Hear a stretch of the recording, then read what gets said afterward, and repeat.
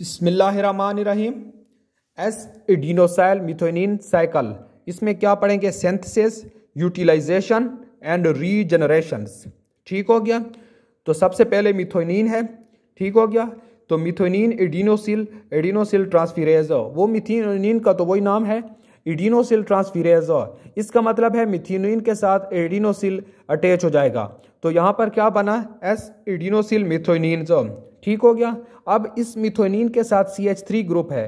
क्या है? CH3 group है। अगर इसको हटा देते हैं तो इससे क्या बनता है? S adenosyl homocysteine methyl transferase, methyl group transfer हो गया। ठीक है।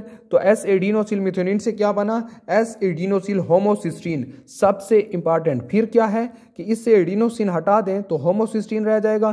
तो ये होमोसिस्टीन रह गया। एडिनोसिन होमोसिस्टीन की एंजाइम्स की वजह से होमोसिस्टीन, और ये एडिनोसिन ये हो गया। तो सबसे इंपॉर्टेंट जगह यह है कि जब मिथाइल ग्रुप अटैच हो तो मिथोनिन, और जब ना हो तो होमोसिस्टीन। ठीक हो गया। तो होमोसिस्टीन मिथाइल ट्रांसफिरेज, यानी कि यहाँ पर ये क्या लिखा है? Homocysteine methyl transferase. होमोसिस्टीन ये हो गया, मिथाइल ट्रांसफिरेज। ठीक है। तो मिथाइल ट्रांसफिरेज, इसको मिथाइल ग्रुप जब अटैच हुआ तो मिथोनिन हो गया। यहाँ पर मिथाइल ट्रांसफिरेज है, लेकिन यहाँ पर एडिनोसिल मिथोनिन नहीं है, सिर्फ मिथाइल ट्रांसफिरेज। इसका मतलब मिथाइल ग्रुप निकल रहा है। यहाँ पर क्या है कि homocysteine methyl transferase group attach हो रहा है होमोसिस्टीन के साथ। लेकिन ये मिथाइल ग्रुप कौन देता है? तो N5 मिथाइल टेट्राहाइड्रोफोलेट देता है।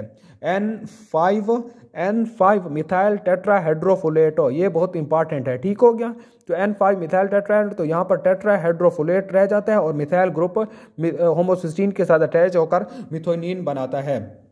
अब हम देखते हैं synthesis of cysteine. Synthesis of cysteine में मिथोनिन का जो पूरा साइकिल है, ये जो चला था और यहाँ पर ये होमोसिस्टीन पे आया था, तो ये पूरा साइकिल इस तरह होमोसिस्टीन बन गया। ठीक है। इनमें डिफरेंट CH3 ग्रुप का है मिथोनिन और होमोसिस्टीन में। जिस तरह बाज़ जगह पर मैं बताता रहता हूँ कि ये चीज़ इस चीज़ से बनता है, जब जिस तरह ग्लिसरॉल है और ग्लिसरॉल 3 फॉस्फेट है, तो उनमें डिफरेंट क्या है कि कार्बन नंबर 3 के साथ फॉस्फेट है, अगर फॉस्फेट ग्रुप ना अटैच हो तो वही ग्लिसरॉल है। तो यहाँ पर मिथोनिन और होमोसिस्टीन में CH3 ग्रुप का डिफरेंस है। अब क्या है कि सिस्टाथियोन बना है, तो जब सिस्टाथियोन प्रोडक्ट का नाम है तो सिंथेज होगा।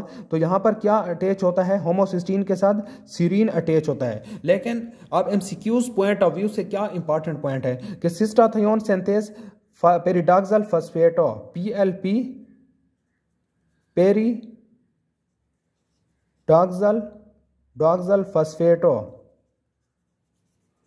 डिपेंडेंट है। पेरिडॉक्सल क्या है? Vitamin B6। ठीक है। तो सिस्टाथियोन सिंथेज विटामिन B6 पे डिपेंडेंट है। फिर सिस्टाथियोन से क्या बनता है? Alpha keto butyrate plus cysteine. ठीक हो गया। तो ये क्या है? गेमा सिस्टाथियोनिनेज। ठीक है, थायोनिनेज। ठीक हो गया। तो निनेज इंजाइम से क्या हो गया? ये अल्फा कीटो ब्यूटरेट और सिस्टीन। फिर अल्फा कीटो ब्यूटरेट से क्या बन गया? Succinyl coenzymes A। ठीक हो गया। तो सिंथेसिस ऑफ सिस्टीन हो गया, और यहाँ पर क्या? सक्सिनाइल कोएंजाइम A हो गया। तो यहाँ पर क्या क्या यूज हुआ, ये बहुत इंपॉर्टेंट है। एक मिथोनिन यूज हुआ और एक सीरीन यूज हुआ, ये आपको याद होने चाहिए MCQs के लिहाज से। सिंथेसिस ऑफ सिस्टीन में क्या यूज हुए? मिथोनिन और सीरीन। ठीक हो गया। सिस्टाथियोन सिंथेज ये पेरिडॉक्सल फॉस्फेट डिपेंडेंट एंजाइम्स है, यानी कि ये B6 पे डिपेंडेंट एंजाइम्स है, ये आपको याद होना चाहिए।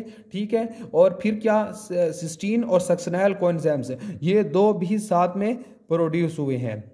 ठीक, ये दो बने हैं। ठीक, सिस्टीन बना है और सक्सिनाइल कोएंजाइम A बना है। अल्फा कीटो ब्यूटरेट का भी आपको पता होना चाहिए। तो ये MCQs के लिहाज से इंपॉर्टेंट थे। तो ये सिंथेसिस ऑफ सिस्टीन थी।